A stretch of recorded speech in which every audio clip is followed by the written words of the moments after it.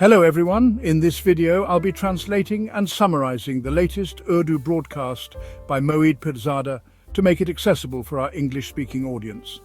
Let's go through the key developments and insights in Moeed Pirzada's words. Considering the developments and events of the last 24 to 36 hours, I have before me several important and very interesting developments. For instance, US. Secretary of State Marco Rubio has taken a very strong policy stance in which he has warned officials in various countries who file legal cases, issue arrest warrants against American citizens or residents to suppress their freedom of expression. He has threatened visa restrictions for such officials. Now, what does this imply for those officials? And what is the significance of this stance in international law? Then, Pakistan's Army Chief, Field Marshal General Asim Munir, while addressing the Staff College in Quetta, warned India about water terrorism, calling it unacceptable. A similar position was taken by Pakistan's Chairman Joint Chiefs of Staff, General Sahir Shamshad Mirza, in Singapore during an interview with Reuters. At the same time, India's Defence Minister Rajnath Singh, while aboard INS Vikrant, said that the next war with Pakistan would involve a leading role by the Navy. Meanwhile, in Baluchistan, around the time the Pakistani army chief was speaking at Quetta, a horrific terrorist attack occurred near the local market. Lives were lost, including that of a senior official, the additional deputy commissioner. Also, Subramanian Swamy, a senior leader of India's BJP, admitted in a television program that 5 Indian aircraft had crashed, including Rafale planes. What could this mean for the people of Pakistan? Before diving into deeper analysis, I'd request you to subscribe to this channel, turn on all notifications, and also join the WhatsApp channel I've created. The link will be in the pinned tweet and description. Now let's talk about the US Secretary of State. Apart from the 2 tweets by Marco Rubio, international media outlets like Reuters and American newspapers have provided background and context, based on which I present this analysis. Rubio's comments also include references to Europe and Chinese student visas, a serious issue that I can address in a separate week if you wish. The US crackdown on Chinese students in physical sciences like physics and chemistry, and its implications for US-China relations, is a major topic. But let's return to the main topic involving India and Pakistan. One implication is that countries restricting American platforms like Google, Meta, and Twitter, and thereby violating American constitutional guarantees, will now face consequences. Though no country was explicitly named, this is clearly a reference to India, which has banned numerous Twitter and YouTube channels.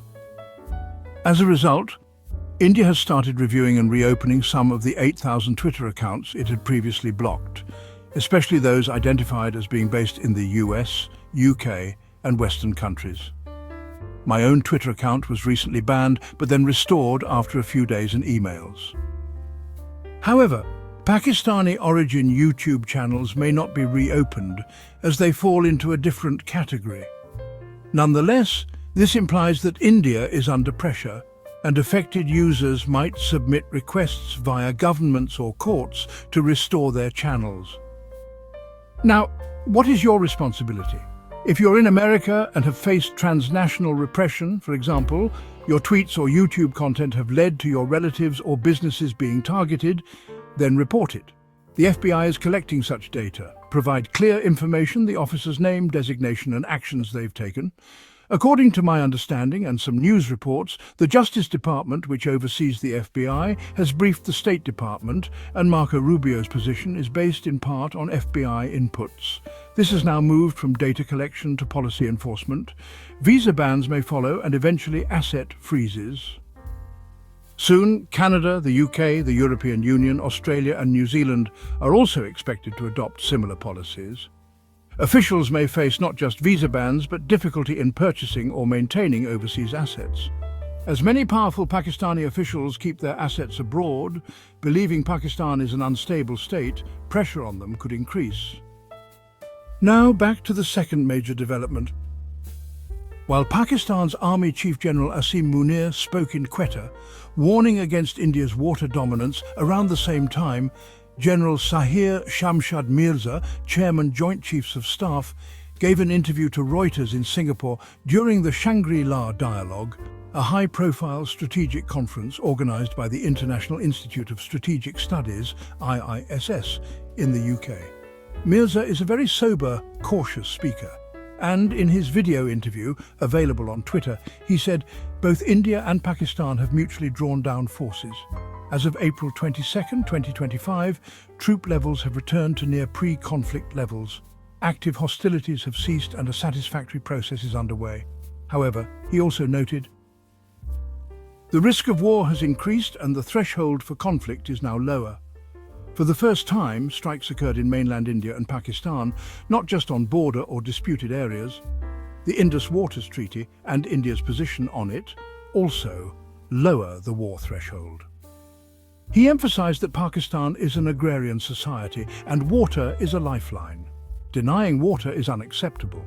General Asim Munir echoed this view at the Staff College, saying Pakistan will not accept Indian hegemony, calling India's actions hydro-terrorism, and warning that war over this is possible. On one side is Pakistan's army chief, a field marshal. On the other side is the chairman of the Joint Chiefs of Staff of Pakistan. Though he's not exactly a CGS, Chief of General Staff, he has assumed a similar role. Both have taken the same position, which sends a clear signal from Pakistan to India. The water issue is extremely sensitive for us, and it can even lead to war. Now the question is, will there really be a war over this? Many young people are reacting strongly, and some TV anchors are claiming that Pakistan will attack India's dams. There's no doubt that Narendra Modi's government has taken an aggressive stance. Even before the Pahalgam tragedy, India was persistently pressuring Pakistan to renegotiate the Indus Water Treaty, to replace the 1960 treaty with a new one. Amid all this intense debate, many people have forgotten that on April 23, 2025, the Indian government under Modi officially suspended the Indus Water Treaty, declaring that it would remain suspended until Pakistan provides a verifiable account of the dismantling of Kashmir-related terror networks. India is demanding that Pakistan dismantle the militant groups allegedly operating against it. Now, if war does break out, God forbid, it will be extremely dangerous for both countries.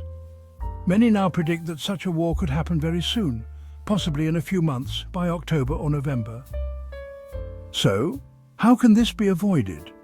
From my perspective, India is using this situation as a convenient brinkmanship tactic, which helps in its domestic politics. The current regime in India has greatly benefited from this strategy in recent weeks and is continuing it deliberately. They are aware of the risks. Likewise, Pakistan too is aware that this brinkmanship can be politically beneficial domestically. A potential resolution could be quiet, behind-the-scenes negotiations between India and Pakistan, possibly mediated by the United States, China, the UK, and perhaps Saudi Arabia.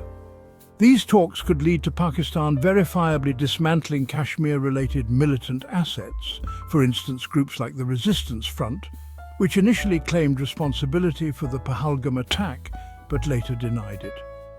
Indian sources have long reported that this group has been very active in the dense forests of the Pir Panjal range. So, Pakistan would have to dismantle such assets. In return, India might pull back its alleged support for Baloch insurgents like the BLA, the Baluchistan Liberation Army. Such a trade-off could be the wise way forward if both nations have the vision. If that doesn't happen, the risk of war will continue to rise.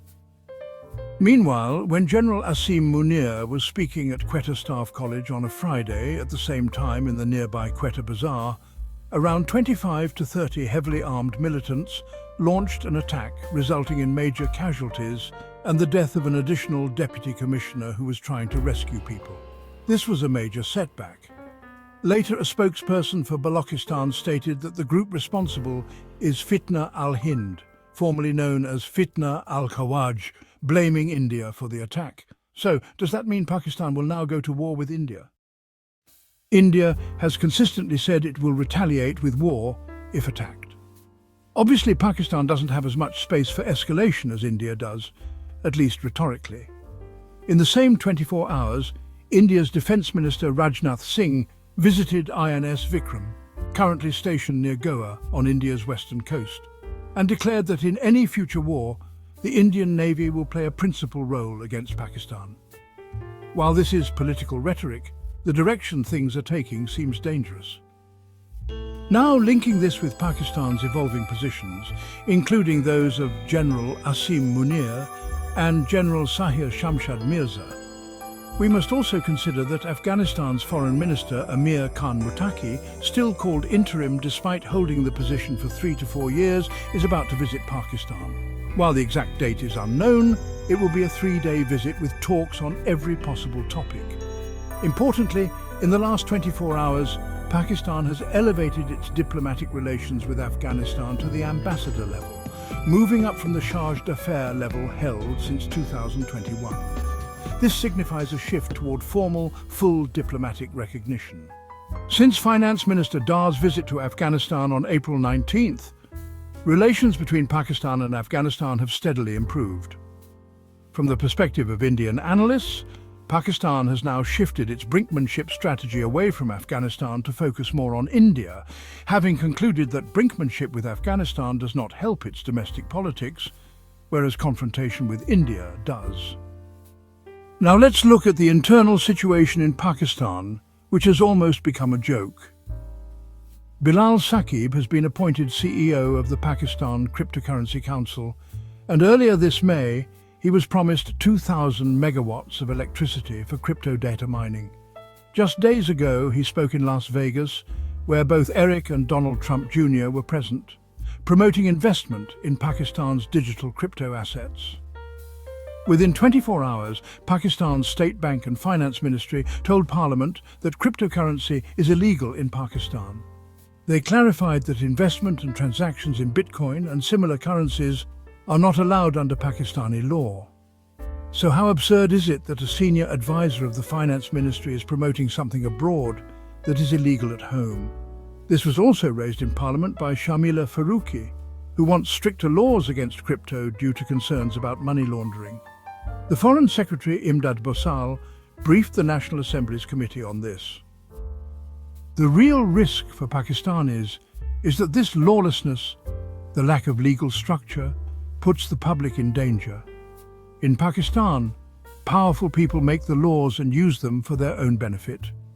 The common citizen receives no legal protection. The entire financial and legal system is unpredictable and insecure. Now let's understand what lawlessness actually means.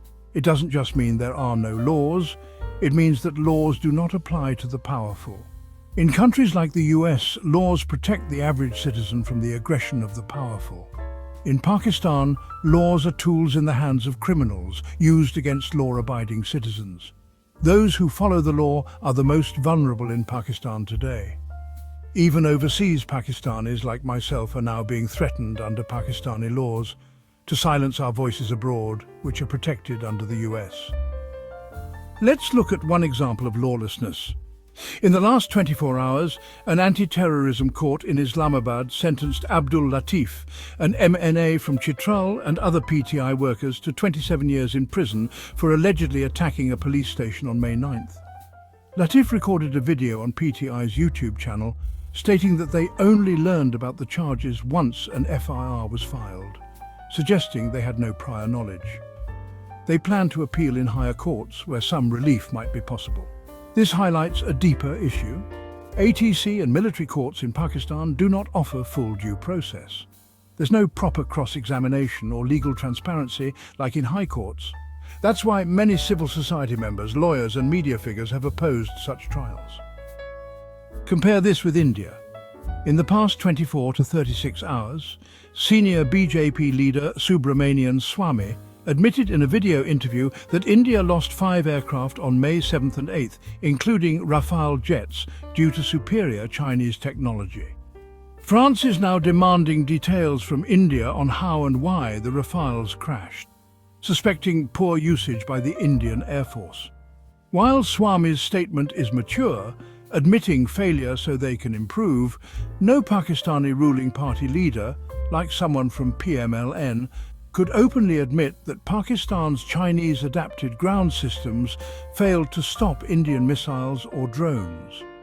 Pakistan failed to shoot down Indian drones, while India successfully used advanced systems with AI and modern telecommunications to down Pakistani drones. Even the short-range missiles used by Pakistan, Fatah-1 and Fatah-2, were easily intercepted. International observers say there's no verifiable evidence of significant Indian casualties, but Pakistanis still boast about imaginary craters in India. Again, childish thinking. So let me conclude by saying that India is slowly accepting its shortcomings, which is a sign of maturity. Pakistan, meanwhile, refuses to acknowledge or address its failures. Those who dare to speak the truth, even from outside Pakistan, face threats using tools of the same broken legal system. This, ultimately, is the reality of Pakistan's current internal and external state. That wraps up our translation of Moeed Pirzada's video. I hope this English version helped you understand his message better. Please like, share and subscribe to Awami Lens to help our community grow. Don't forget to leave a comment below and let me know what you thought of this effort.